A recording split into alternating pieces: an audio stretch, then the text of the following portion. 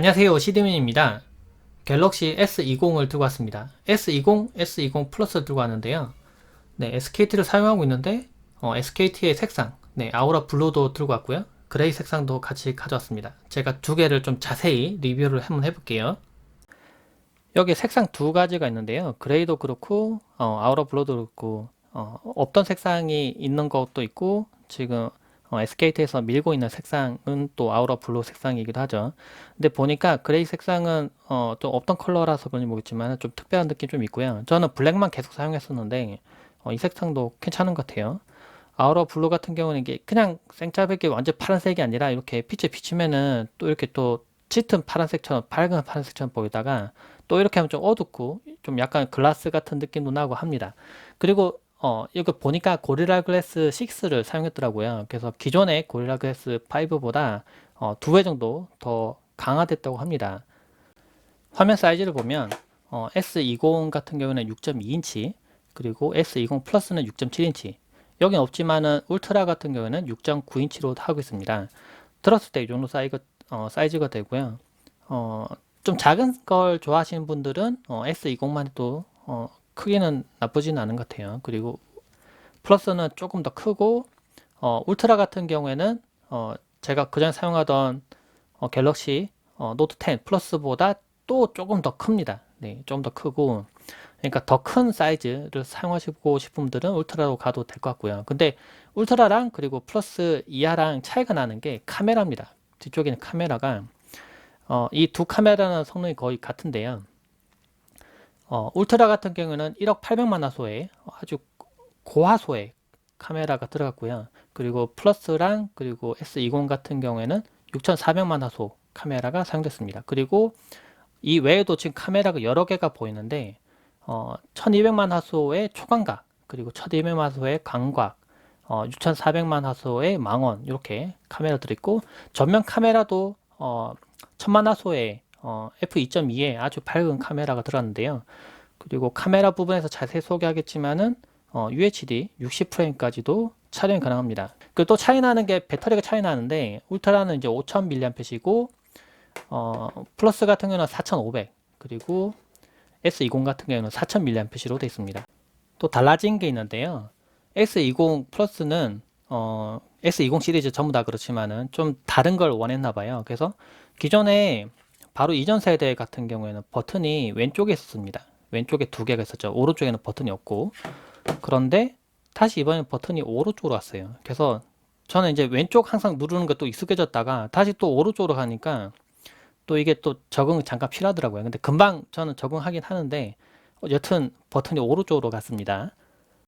카메라에서 좀 달라진 걸 살펴볼게요. 카메라를 들어서 보면은 위쪽에 3대4 비율 요게 선택된 거죠. 누르면은 6400만 화소 이렇게 선택하는 게 있습니다. 이거 선택하면은 6400만 화소의 카메라를 찍을 수가 있습니다. 찍어보면은 화질도 엄청나게 좋긴 하더라고요. 제가 미리 찍어둔 사진을 보니까 화질이 좋긴 합니다. 밝은 낮에 나가서 좀 더 찍어 봐야겠다는 생각 드는데 일단은 고화소로 찍을 수 있으니까 뭐 사진 확대해서 크롭을 한다든지 뭐 좀 더 좋은 사진을 뽑는다든지 그런 식으로 다양하게 활용할 수 있을 것 같고요. 디지털 줌을 30배까지 사용할 수가 있는데 여기 보면은 6400만 화소로 선택하면은 이게 안 돼요. 지금 보면은 6배까지만 확대가 되죠. 근데 이거를 3대4 뭐 이런 식으로 바꿔 놓으면은 이렇게 확대를 해보면 계속 6배 넘어서 8배, 12배 쭉 올라가서 30배까지 확대가 됩니다. 그리고 이제 어디를 촬영하고 있는지 알 수가 없으니까 이렇게 큰 화면에서 여기 찍고 있다 이렇게 해서 표시가 돼요. 그래서 이렇게 가져가면은 아, 나 여기 찍고 있구나. 저쪽 이쪽 찍고 있구나 이렇게 볼 수가 있죠. 이게 이렇게 확대가 됩니다. 이게 물론 디지털 줌으로 확대하는 거기 때문에 화질이 엄청 좋다고 말할 수는 없어요. 근데 이렇게 원래는 사진을 갤러리를 찍고 만약에 확대를 더 억지로 해가지고 캡처해서 쓸 수 있는 사진이라면은 그냥 이제는 좀 더 확대를 이렇게 할 수가 있다는 거죠. 그리고 원 UI 2가 적용되어 있는데 사진을 이렇게 찍다가 원래는 동상 모드로 바꿔놓고 동상을 이렇게 찍어야 되죠. 근데 사진 찍고 있는 도중에 이 화면 사이즈로 그냥 바로 동상 찍고 싶다는 경우에는 이렇게 촬영 버튼 길게 누르고 있으면 그냥 바로 동영상을 찍어 버립니다. 그리고 이 동영상은 GIF로 뺄 수도 있고요. 그냥 동영상으로 남겨둘 수도 있어요. 그래서 뭐 접근성이 좀 더 좋다고 해야 되나? 뭐 사진 막 찍고 있다가 바로 동영상에 찍을 수 있으니까 이것도 알아두면 좋을 것 같아요. 카메라 싱글 테이크가 있는데 여기 보면 첫 번째 메뉴가 이렇게 있습니다. 근데 이거가 뭔가 해서 보니까 촬영을 하면요. 동영상만 찍는 것 같지만 실제로는 여러 가지 영상을 찍어주는 기능이더라고요. 그래서 제가 이걸 이미 한번 찍어봤어요. 그래서 그냥 이렇게 찍으면은 네 이렇게 배경 음악도 입히고요. 뭐 이렇게 해서 몇 가지 지금 이렇게 추출이 되는데 네, 다른 거 보여드릴게요. 제가 찍어뒀던 것 중에 네, 넘겨보면은 네 여기 있죠. 이거 우리 아이를 찍은 사진인데 동영상만 찍었지만 이게 베스트 샷 해서 사진도 빼고 그리고 이렇게 움직이는 것과 뭐 흑백 그리고 이렇게 주변에 좀 흑백을 하고 여기만 인물만 부각하는 사진 등 여러 가지를 한꺼번에 찍어줍니다. 그러니까 한 번 찍었지만 여러 가지를 한꺼번에 딱 얻는 그런 효과가 있는 메뉴를 넣어놨어요. 그래서 뭐 한번 어차피 연예인 사진을 찍는다거나 할 때 그냥 만약 사진 한 장만 딱 찍으면 그걸로 끝이잖아요. 근데 좀 더 다양한 걸 뽑고 싶다면 한번 써보면 좋을 것 같아요. 그리고 동영상이 이제는 8K가 됩니다. TV도 이제는 8K를 먼저 선점하려고 막 엄청 싸우고 있잖아요. 근데 동영상도 이제 그거에 맞춰서 이제 나오기 위해서 이제 8K로 지금 올라가고 있습니다. 그래서 이게 시사하는 바는 되게 커요. 이제 8K로 이제 동영상을 찍는다는 거는 8K를 이제 소비를 해야 되겠죠. 근데 소비를 할 때 뭐 컨텐츠가 있어야 되는데 이제는 8K를 찍을 수 있으니까 컨텐츠가 많아질 거란 말이에요. 그러면 이제 8K로 볼 수 있는 TV를 원할 거고 디스플레이도 원할 겁니다. 그래서 스마트폰이 이제 나왔기 때문에 점점 가속화가 될 거예요. 실제로도 최근에 나온 드론들은 이제 4K에서 8K로 좀 넘어가는 추세더라고요. 그래서 물론 화질이 엄청나게 올라가진 않겠죠. 이게 작은 카메라기 때문에 뭐 8K로 찍는다고 해서 뭐 어마무시하게 차이가 난다거나 그러진 않는데 이제 8K로 영상을 만들고 소비할 수 있는 시대가 온다는 겁니다.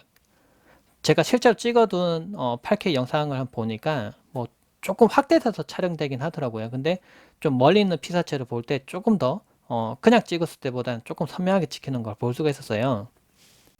가장 크게 바뀐 부분 중 하나가 화면입니다. 보기에는 화면이 똑같아 보이는데 부드러운 모션 및 화면 전환 이렇게 보니까 높은 화면 재생률에서 120Hz를 이제 지원합니다. 기존에 이제 60Hz를 지원했다면은 이제 120Hz를 지원해요. 그래서 60Hz로 해서 보면은 화면을 위아래 이렇게 넘겼을 때 보면은 약간 좀 거칠거칠하게 보이긴 해요. 지금 이 영상은 4K에 30프레임으로 찍는 거기 때문에 이 느낌을 그대로 보여드릴 수는 없지만은 제 느낌엔 그래요. 이게 60Hz니까 TV가 아니지. 컴퓨터 모니터 중에 60Hz로 이렇게 화면 보다가 144Hz로 바꾸면, 그러니까 120Hz 이상 모니터로 바꾸면은 화면이 갑자기 엄청 부드러워지잖아요. 이제 딱 그런 느낌이에요. 저도 120을 해보니까 위아래 넘길 때 화면이 엄청 부드럽게 쭉 올라갔다 쭉 내려옵니다. 이게 잔상처럼 다다다다 끊기는 그 미세한 느낌이 이제 사라졌어요. 그 전에도 화면이 그렇게 뭐 불편할 정도까지는 아니었다고 생각하는데 이걸 보다가 보니까 이제 거칠어 보여요. 그 전에 이제 화면을 못 볼 정도로 엄청 부드러워진다는 걸 볼 수 있었습니다. 120Hz로 바뀌면서 이제 화면을 이렇게 넘길 때 웹서핑 같은 거 하면서 넘길 때 더 부드럽게 이제 화면을 볼 수 있을 것 같아요. 지금 보면 확실히 이렇게 화면 위아래 이렇게 넘길 때 화면이 엄청 부드럽거든요. 네. 쭉 넘길 때 주르륵 주르륵 네. 이 끊기는 느낌이 없어요. 이렇게 보면은 이렇게 빨리빨리 넘길 때도 지금 이 화면을 그대로 보여줄 수 없는 게 좀 아쉬운데 화면 이렇게 빨리 밀 때도 아주 부드럽게 움직입니다. 손가락 끝에 막 이게 타고 붙은 것처럼 이렇게 움직여요.